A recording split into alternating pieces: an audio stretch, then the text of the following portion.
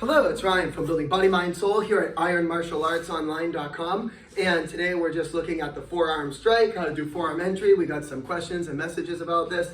Also, quick shout out to all our friends and followers in India. Thank you for going and using our material and checking us out and following some of our stuff. We love to go ahead and be a global group, not just a United States or North American based group. So thank you, India. Shout out to all of you there for your participation. So for your forearm entry, a lot of people will teach it like this with the hand behind it, but actually this is not a great strategy. It's more of a push. There's better ways. If you're going to push someone, don't push somebody like this. It really don't make sense. What you can do though is you can make it a strike, because you can imagine a fist here in the middle of your forearm and a fist here, and so you can strike turning up and fast. That would be upward under the nose. That's the target area for that strike.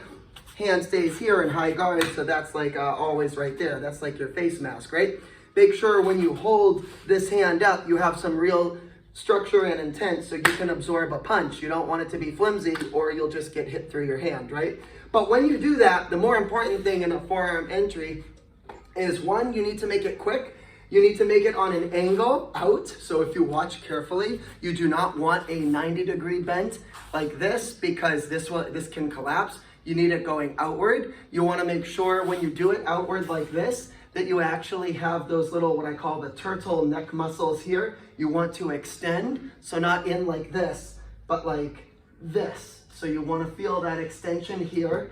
And you want to make sure that when you do it, you are at a greater than 90-degree angle, because remember, 90 degrees will collapse. So it's got to be more like that. Okay, and it's upward, because it's an upward, out, and turn. So it's an upward, out, and turn.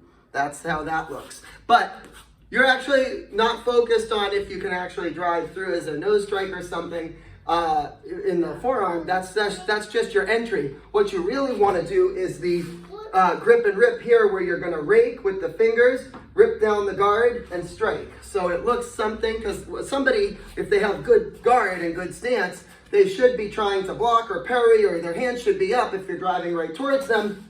And so you should be able to grab and rip at something like this to go ahead and rake. And so it works something like this in slow motion.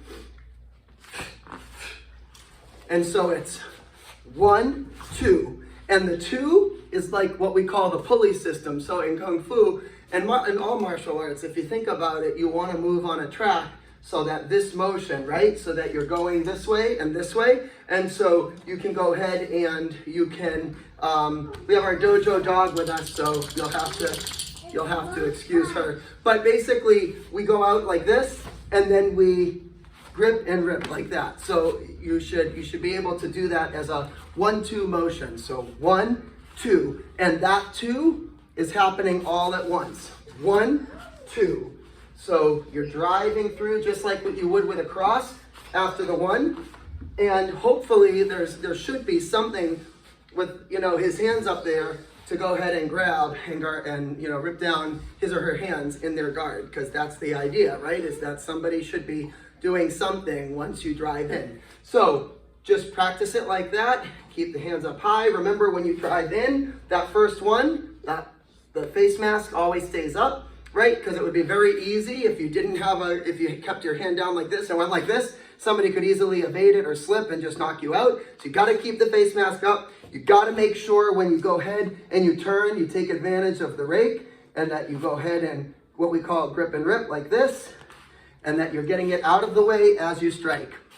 And then you can actually build on a lot from there, because this is a high strike, this is a high entry, so then you can do something else, and you can do something low and work high low and all that good stuff. But it starts with a good solid entry, and then the grip and rip, turning the waist, and just practice it like that slow until you get to real time like that.